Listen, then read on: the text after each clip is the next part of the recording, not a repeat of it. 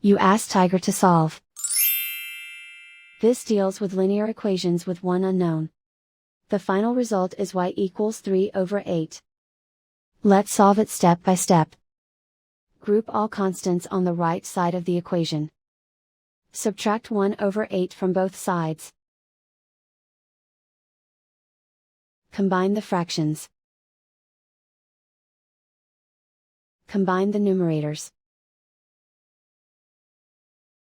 Reduce the zero numerator.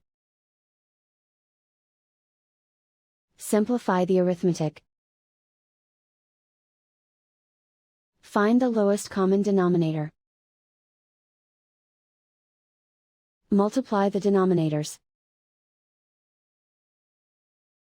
Multiply the numerators. Combine the fractions. Combine the numerators. Isolate the y.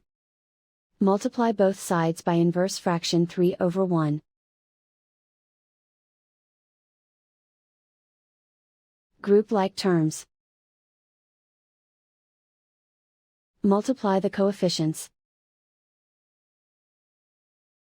Simplify the fraction. Multiply the fractions. Simplify the arithmetic. And so the final result is y equals 3/8.